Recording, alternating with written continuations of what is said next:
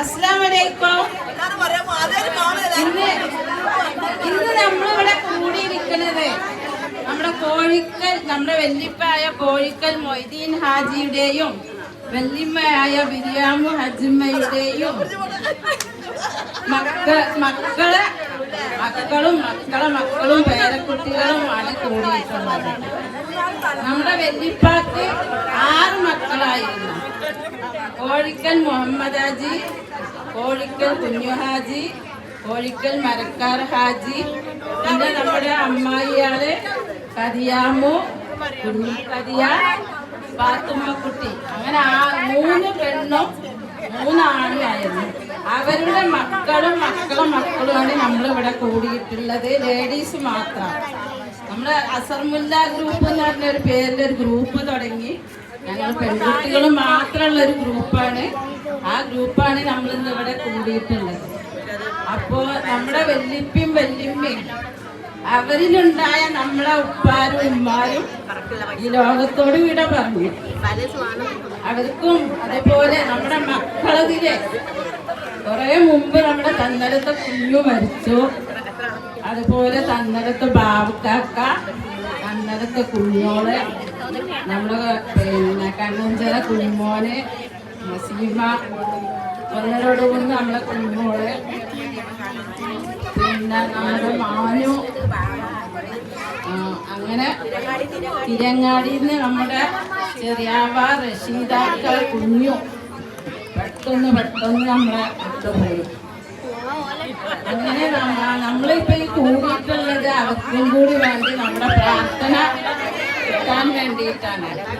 അല്ലാഹു അവര് സ്വർഗത്തോമ്പാക്കി സ്വർഗത്തിൽ അവരുടെ കൂടെ നമ്മളെയും ഉൾപ്പെടുത്താൻ വേണ്ടി നമ്മളെല്ലാവരും ആത്മാർത്ഥമായി പ്രാർത്ഥിക്കുകയാണ്.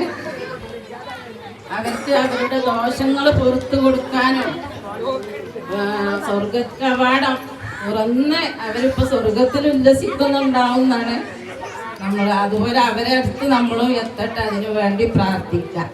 അപ്പോ എല്ലാവരും സ്വാഗതം ചെയ്യാണ്. നമ്മുടെ അസർമുല്ല ഗ്രൂപ്പ് പല്ലക്ക് റിസോർട്ടിൽ വെച്ചിട്ടാണ് നടക്കുന്നത്. അതായത്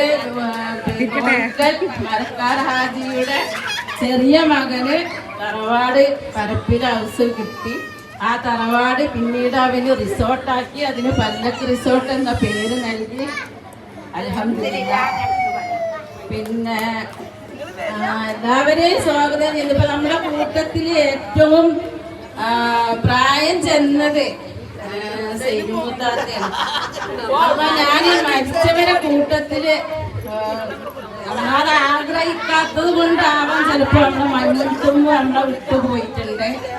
അത് ഞാൻ വിട്ടുപോയി ഉൾപ്പെടുത്തുന്നു. പിന്നെ ആരും വിട്ടിട്ടില്ല എന്നാണ് എൻ്റെ പ്രതീക്ഷ. ഏതായാലും സൈനുമുത്താത്താന് ഞാൻ ഇങ്ങോട്ട് വിളിക്കുകയാണ്. ഹലോ, എവിടെ സൈനുമുത്താത്ത?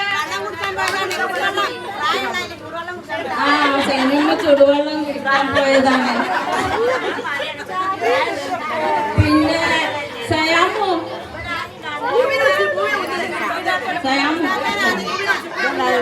പൂത്താത്താനെ വിളിക്കുകയാണ്. ഇതാണ് ഞങ്ങളെ കോഴിക്കൽ മരക്കാർ ഹാജിയുടെ മൂത്ത മകളാണ്.